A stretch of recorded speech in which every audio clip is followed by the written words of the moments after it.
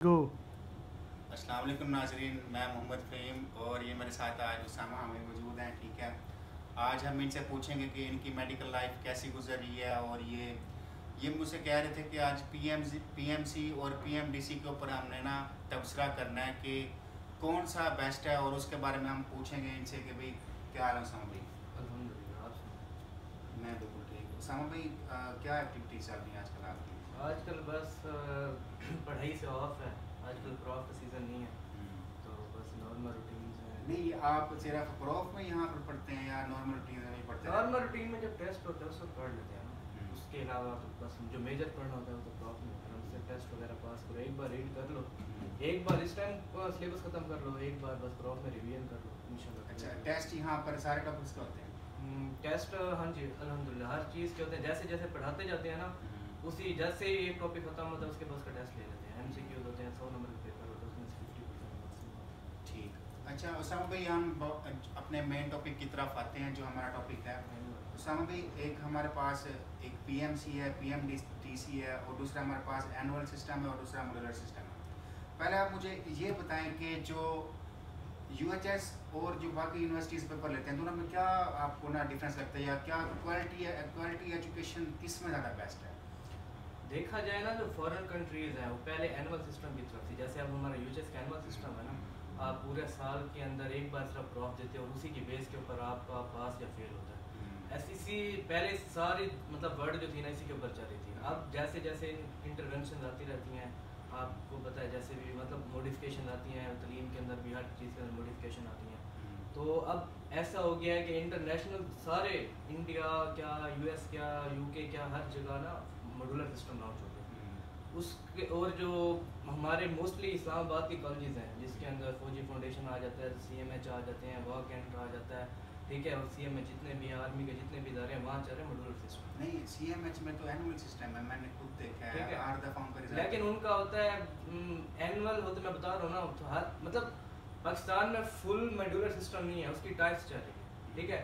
अब कुछ जगह ऐसे है, जैसे ये यूनिवर्सिटी ऑफ लाहौर है, इसके अंदर फुल मॉड्यूलर सिस्टम है। आपको 6 मंथ पढ़ाते हैं, 6 मंथ के बाद आपने पेपर देने होते हैं, उसके बाद आप ये यूनिवर्सिटी ऑफ लाहौर का पेपर भी तो कंप्यूटराइज होता है, मतलब वो कंप्यूटर पे पेपर लेते हैं और उनका पेपर सिर्फ एमसीक्यूज होते हैं। एमसीक्यूज टाइप होते हैं, एमसीक्यूज तो होते हैं। यही है ना, 6 जितना वो पढ़ते हैं, और उनका सिस्टम जो है ना एमसीक्यूज वाला है, और सारे सिनेरियो होते हैं। मतलब जैसे डॉक्टरों का काम होता है ना, हमने एससीक्यू तो नहीं लिखना होता ना, बैठ के डायग्नोसिस बनाने और ट्रीटमेंट बनाने, ठीक है, वो काम है यूएल का। और बाकी जो इस्लामाबाद के कॉलेजेस हैं उनके अंदर भी यही सीन है कि वहाँ मॉड्यूलर सिस्टम है। वहाँ ये है कि देखो इनका है 6 मंथ का, आप 6 महीने पढ़ो, 6 महीने बाद पेपर दो, उसके बाद भूल जाओ, ठीक है, वो दोबारा आप नहीं पढ़ोगे।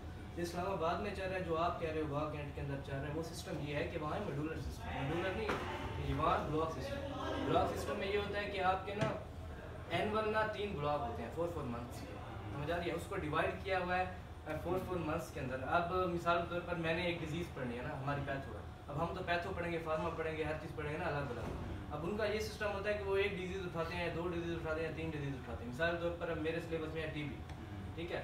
अब हम तो क्या करेंगे, हम 3rd ईयर में टीबी पढ़ेंगे, 4th ईयर में टीबी पढ़ेंगे पैथोजेनेसिस, उसके 3rd ईयर में उसकी ड्रग्स पढ़ेंगे, 1st ईयर 2nd ईयर में उसकी फिजियोलॉजी पढ़ेंगे। इनका ये सिस्टम होता है, इन्होंने जो डिजीज़ उठानी होती है ना, ये उसके रिलेटेड सारी चीज़ें पढ़ते हैं। लेकिन जहाँ तक मेरा ख्याल है, जो एनुअल सिस्टम है उसमें एक टीबी को आप बार बार आपके गो थ्रू हो रही है, एक चीज़ आ रही है कि भाई अगर आप मॉड्यूलर सिस्टम में तो ये अगर आप लंग्स पढ़ रहे हो उसके रिलेटेड पैथोलॉजी भी पढ़ोगे, उसके रिलेटेड सब कुछ पढ़ोगे, हार्ट आ रहा है उसके रिलेटेड सब कुछ पढ़ोगे।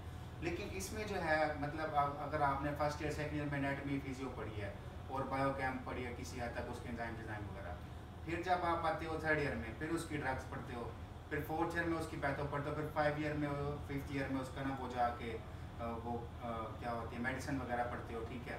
क्या आपको ये बेहतर नहीं लगता? बात ये है कि ना ये बेहतर उससे नहीं है ना, जो सिस्टम मैं आपको बता रहा हूँ उसके अंदर ये है कि अगर आपने एक डिजीज उठाई है, आपने उसकी पहले पैथोजेनेसिस पढ़ लिया, उसके बाद आपने ट्रीटमेंट पढ़ लिया, आपको जलील होने की जरूरत नहीं है कि यार अब जब आप मिसाल के तौर पर आपने 3rd ईयर में टीबी की मेडिसिन पढ़ी है ना, अब आपको 4th ईयर में पैथोजेनेसिस पढ़ाएंगे। पैथोजेनेसिस बाद में पढ़ा रहे हैं, ट्रीटमेंट पहले बता दिया। फिर जब आप पैथोजेनेसिस पढ़े होगे तो आपको यार इसका ट्रीटमेंट क्या था भूल के, ठीक है। मिसाल मतलब ये कोऑर्डिनेशन नहीं बनती। अब जब आपके पास पेशेंट आएगा तो रूरल सिस्टम में ये है कि आपको एक ही डिजीज़ पूरी पढ़ा देते हैं। उसका ये फ़ायदा होता है कि आपके पास ना नोट्स होते हैं और आपको याद होते हैं चीज़ें, ठीक है, कि हाँ ये डिजीज़ थी, इसकी ये ट्रीटमेंट थी और मैंने यूँ इसको ट्रीट किया था, और वो वार्ड के अंदर भी लेके जाते हैं, पेशेंट भी दिखाते हैं। तो एक तरह से ये एनुअल सिस्टम ये है, इसका एक फ़ायदा है कि रिवीजन हो जाती है। अब मिसाल के तौर पर मैंने एक चीज़ पढ़ी है, वो मैं पूरा सा रिवाइज करूँगा और मुझे अच्छी तरह याद हो जाएगी, ठीक है। लेकिन ये है कि इसके लिए ना दिमाग के अंदर ना एक कंसेप्ट सही नहीं बनता। दिमाग के अंदर चीज़ें हैज़र्ड पड़ी होती हैं, कोई चीज़ उधर पड़ी होती है, मतलब कोई आपने थर्ड ईयर में पढ़ी है, कोई आपने फोर्थ ईयर में पढ़ी है, कुछ आप चीज़ें आप फाइनल ईयर में जाके पढ़ोगे, फिर आप फिर बाद में सोच रहे होते हैं कि यार इसकी चीज़ कहाँ पढ़ी थी, उसकी चीज़ कहाँ पढ़ी, ठीक है। ये एक मसला है हमारे साथ जो है ना एनुअल सिस्टम का। दूसरी बात ये है कि बच्चे डिप्रेशन में चले जाते हैं फाइनल क्रॉप में। अब ये है कि देखो पूरा साल आपने पढ़ा है, ठीक है, आपने इतनी सारी मतलब सिलेबस कम तो नहीं होता ना एमबीबीएस का, बहुत लंबा सिलेबस है। अच्छा सामने कोई बात आप मुख्तसर करते हैं, थोड़ी सी बात इस तरह के ना, एक है पीएमसी, एक है पीएमडीसी, ठीक है। अब पीएमसी का जो इतलाक हुआ है हमारे मेडिकल सोसाइटी में, ठीक है, आपको क्या लगता है कि ना ये ठीक है पीएमसी नहीं, आपको क्या लगता है ये जो इन्होंने एमकैट पिछले साल लिया है कि ठीक लिया है? नहीं, पीएमसी जो है ना असल में ना इन्होंने जल्दी में बनाई है, कोई रूल एंड रेगुलेशन नहीं है इसके। पहले साल तो उन्होंने बहुत लूट मार की है। एंटी टेस्ट को तो आप छोड़ देना, एंटी टेस्ट में इतने घपले हुए। पहले आधे बच्चों के नंबर ज़्यादा थे, फिर उनको कम किए, किसी बच्चे के नंबर कम थे उसको बाद में अपग्रेड करके ज़्यादा किए।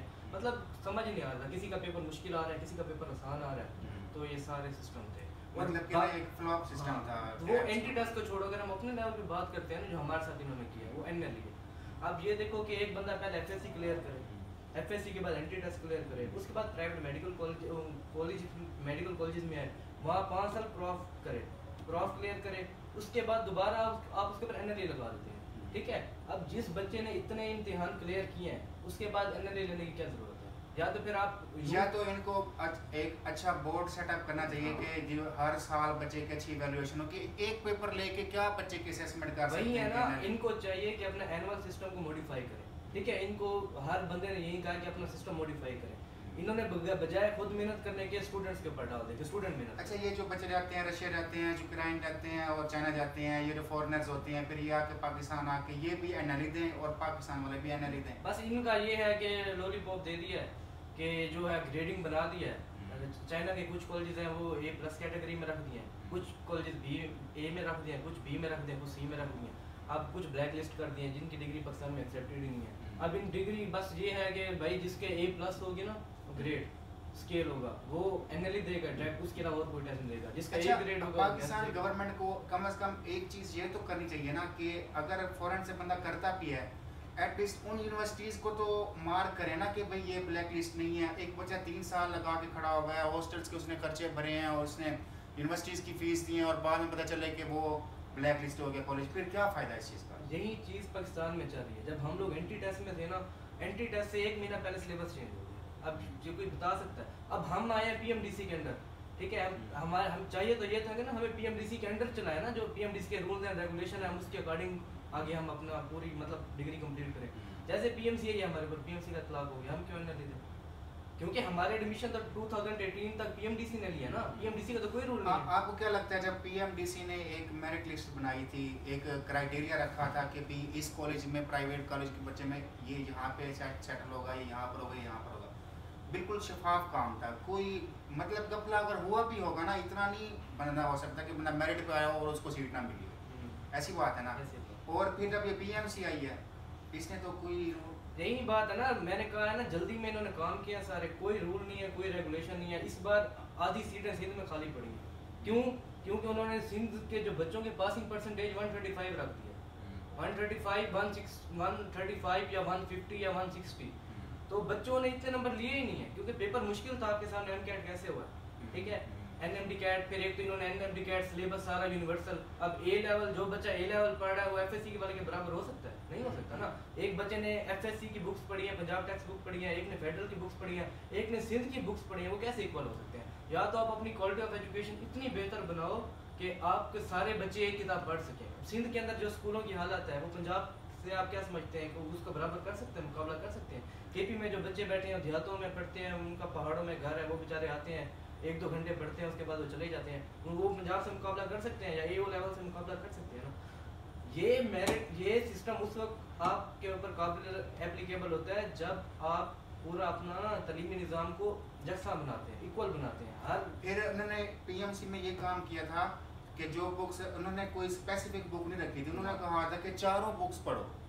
इस दफ़ा भी जो पीएमसी की रजिस्ट्रेशन हो रही है, अभी भी बच्चे एनएमडी का है नेशनल, अभी भी बच्चे गुमराह हैं। अभी भी बच्चे मुझे कॉल्स करते हैं, पूछते हैं कि भाई सर कौन सा सिलेबस है, कौन सी चीज़ कहाँ से करें कि यहाँ से क्वेश्चन आ जाए। और अभी भी बच्चे ना डिस्ट्रैक्टेड है, अभी भी उन्हें कोई डायरेक्शन नहीं दी जा रही। जैसे हमारे दौर में कौन सी यूएचएस पेपर रहती थी, पेपर हार्ड कॉपी में होता था, टेक्स्ट बुक से आता बेहतरीन होता था, नकल भी नहीं होती थी, ठीक है, एक ना शफाफ रात को की भी आ रही थी। और दूसरी बात है जो सबसे बड़ी बात है ना, अब 4 बुक्स हैं, फेडरल की अलग है, पंजाब टेक्स्ट बुक अलग है, केपी वालों की अपनी अलग बुक्स है, और जो इन्फॉर्मेशन है ना उनका भी डिफरेंस है, वैल्यूज का डिफरेंस है। अब ए लेवल के अंदर एक चीज़ की वैल्यू मिसाल के तौर पर आपने पीएच ऑफ बॉडी लिखी हुई है 7.35 to 7.40, ये ए लेवल ओ लेवल में होगी। जब आप पंजाब टेक्स्ट बुक में आएंगे ये डिफरेंट हो जाएगी, जब आप केपी में आएंगे पॉइंट का फर्क तो पड़ गया ना, लेकिन एमसीक्यूज में आपको एग्जैक्ट बताना होता है, फिर बच्चे वहाँ कंफ्यूज हो जाते हैं। ये तो एक तरीका है, इसके अलावा और भी बहुत सारी चीज़ें हैं जिसके ऊपर काम होना बाकी है। मिसाल के तौर पर उसके ऊपर इंफॉर्मेशन चेंज है, inspiration lung inspiration volume change है, हर चीज़ मतलब वहाँ मैकेनिज्म तक चेंज है। वो बच्चे बेचारे कंफ्यूज हैं, ये पढ़े एमसीक्यूज कहाँ से ठीक होगा अब की। और दूसरी बात जो सबसे गलत चीज़ इन्होंने की है ना मेरे नज़दीक, बच्चों को ये की नहीं दे रहे। जब हम होते थे ना, हम पेपर देते हैं शाम को हमारे पास की पता चल जाता था कितने नंबर हमें, तो इवन उन्होंने ना अपना पेपर भी दे दिया था, उन्होंने कहा ये आप पेपर है आप घर ले जाए, आपको शाम को की मिल जाए। उसके अकॉर्डिंग आप हम जाते थे, हमने अब ये जो लगाए हमें पता है, हम उसके अकॉर्डिंग चेक करते थे। जिस बच्चे के 182 मार्क्स आते थे उससे पता होता था मेरा एडमिशन पक्का है, मैं तैयारी करूँ, ठीक है, मेडिकल कॉलेज में जाने की। अब ये बच्चे टेस्ट दे के आते थे, कुछ पता नहीं होता था। बहुत अच्छे ब्रिलियंट बच्चे थे जिनका फ्यूचर गर्क हुआ है, तबाह हुआ है। और ये मैं कहता हूँ कि ना अलमिया हमारे मुल्क का एजुकेशन का कि ना इस तरफ गवर्नमेंट को देखना चाहिए कि भाई इसको कैसे इम्प्रूव। और सबसे बड़ी बात देखें, आपका जो है ना एग्जामिनेशन सिस्टम, आप कर रहे हो फॉरेन कॉपी, आप कर रहे हो कि आपका सारा सिस्टम कंप्यूटराइज हो जाए। उसके लिए आपको ये है कि आप बच्चों को पहले कंप्यूटराइज करना सिखाएं। अब बच्चे हैं, हर कोई तो एक ही लेवल पे नहीं पढ़ा हुआ ना, देहात के बच्चे उन्होंने मोबाइल नहीं देखा, टैब नहीं देखा, उनके सामने जब आप टैब रख दोगे तो उनसे क्या रीड होगा ना, उनके पास कलम है लिखने के लिए ना, मतलब वो हल कर सकते हैं ना कुछ, और साथ में आप बैठ के टैब के ऊपर टेस्ट ले रहे हैं, बच्चे वहीं कंफ्यूज हो जाते हैं। उनका वो मेथड ही नहीं है, उनको पूरी ज़िंदगी दिए गए रजिस्टर्ड और साथ में पेन दिया गया कि आप यहाँ लिखो, ये सॉल्व करो, ये एमसीक्यू प्रिंट फॉर्म में है ना। आप जब बच्चे को एक ही दफ़ा हार्ड कॉपी से सॉफ्ट कॉपी के ऊपर लेके जाते हैं, वो बच्चे वहाँ से कंफ्यूज हो जाते हैं, उनको समझ नहीं आ रही होती क्या लिखा हुआ है, कैसे इसको हल करना है, मतलब पजल हो जाते हैं ना, एक फैक्टर है ना, पजल हो जाते हैं। तो अक्सर जो मेहनती बच्चे होते हैं इस वजह से ही मार्क पे जाना, उनको पता नहीं। कुछ लोग कह रहे थे कि टैब हमारे बंद हो गए, अब जिसका टैब बंद हो गया। उसामा भाई अब आपने मुझे 4 मुख्तलिफ राय देनी है, ठीक है। पहला पॉइंट आपने ये बताना है कि फॉरेन से जो कर के आते हैं एमबीबीएस, उनके लिए यहाँ पे क्या क्राइटेरिया होना चाहिए। पहली बात, क्योंकि पाकिस्तान के जो बच्चे जो यूएचएस में जाके पेपर देता है, मेरा नहीं ख्याल कि प्राइवेट का बच्चा भी वहाँ पे नकल कर सकता हो। आप खुद वहाँ पे प्रूफ देते हैं, ठीक है, बड़ा बेहतरीन शफाफ काम है यूएचएस का। हम यूएचएस को फॉलो भी करते हैं और यूएचएस की तारीफ भी करते हैं। और पिछले जो हमारे वाइस चांसलर थे, क्या नाम था उनका, जुनैद अकरम साहब, नहीं जो साहबका जो हमारे रह गए हैं वाइस चांसलर यूएचएस, जावेद अकरम, हाँ जी, जो जावेद अकरम साहब थे, उनका बड़ा ज़बरदस्त सिस्टम था। और वो इतने अच्छे वीसी थे कि एनी टाइम कोई भी बच्चा व्हाट्सएप पे कॉल करता था, वो उनकी बात सुनते थे, ऐसे साहब भी, ठीक है। और बच्चों के साथ वो इंटरेक्टिव सेशन लगाते थे कि भाई बच्चों को क्या इश्यूज़ हैं, वो उनको सॉल्व करते थे। बड़े ही नाइस पर्सन थे और बड़े कोऑपरेटिव इंसान थे वो, ठीक है। इसी तरह के अगर वीसीज आते रहे हमारे पाकिस्तान में, लाइक जो हम पेपर देते हैं जाके, जिसका मेरा नहीं ख्याल कि नकल होती हो, कि कॉपी होती हो, कि चीटिंग मटेरियल लेके जाता हो, कुछ भी नहीं होता इस तरह का। लेकिन ये जो डिफरेंट यूनिवर्सिटीज़ हैं सिंध की और ये वो, मैंने सुना है, सुनी खबर है, ठीक है, डिफरेंट जगह पर भी नकल होती है। ये तो होता है, हर कॉलेज हर यूनिवर्सिटी का अपना। देखें आप ना, अब इस बात को जस्टिफाई तो नहीं कर सकते ना, लेकिन ये है कि हमारा निज़ाम इनसे बहुत अच्छा है। और अगर मैं कहता हूँ कि अगर वो लोग कह रहे हैं कि आपने एनएलई लगानी है, ठीक है, तो आप क्या सबके ऊपर लगा रहे हो। अगर आप उसकी आप रीज़न ये देते हो कि पाकिस्तानी जो स्टूडेंट्स हैं वो नकल लगाते हैं, एक रीज़न ये भी तो है ना, वो कहते हैं सिंध में नकल लगती है, केपी में नकल लगती है। पहली बात है आप उन इदारों को बैन करें, नहीं, अगर नकल लगती है तो अगर इन्हें अपने ही डॉक्टर्स पे यकीन नहीं है कि हमने ये लेना है ये लेना है, ठीक है।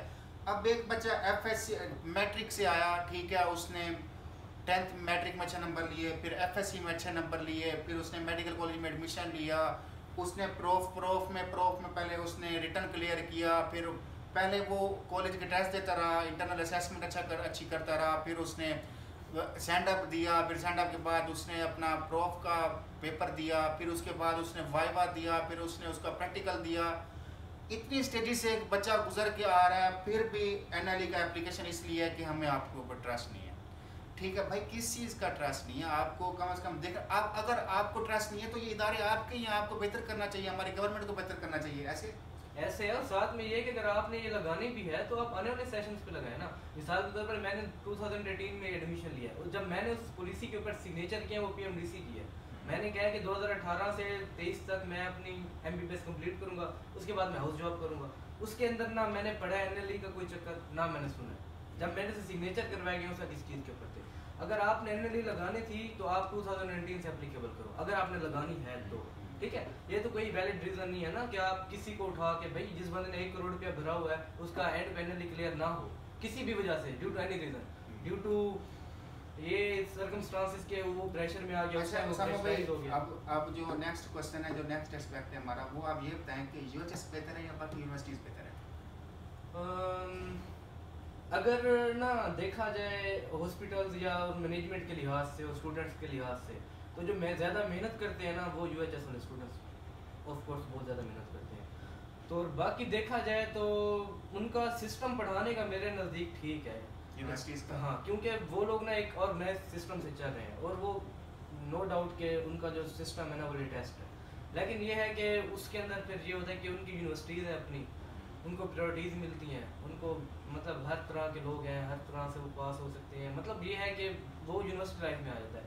हमारा जो सीन है, हमने यूनिवर्सिटी लाइफ वाला कोई चक्कर नहीं होता, हमने खुद पढ़ना होता है, हमने जाके वो पेपर देना होता है UHS को, हमारे पेपर कौन चेक कर रहा है, हम अटेंडेंस हाँ, करना, हर चीज़ हम क्राइटेरिया टेस्ट पूरे दे रहे हैं। हम यहाँ बेशक पूरा साल टॉप करें, अगर हम UHS के पेपर में नहीं लिख के आए ना तो हम फेल हैं, ठीक है। अगर हम पूरा अगर मतलब जो प्राइमरी थिंग है ना आपकी पेपर पास करने की, जो बच्चे प्रूफ देते हैं मेडिकल फील्ड में, वो उनका फर्स्ट प्रायोरिटी ये है कि आपको UHS का पेपर क्लियर होना चाहिए, फिर उसके बाद आपका वाइवा भी पास हो, फिर आपका प्रैक्टिकल भी पास हो, आपकी इंटरनल असेसमेंट अगर 10 हैं तो 5 से ऊपर होना ज़रूरी है, तब भी जाके आपका मेडिकल कॉलेज आपका एडमिशन भेजता है। अच्छा उसामा भाई, आप ये जो अब बच्चे MD कैट की तैयारी कर रहे हैं यहाँ पर लाहौर में, मुल्तान में, डिफरेंट जगह पे, आप उनके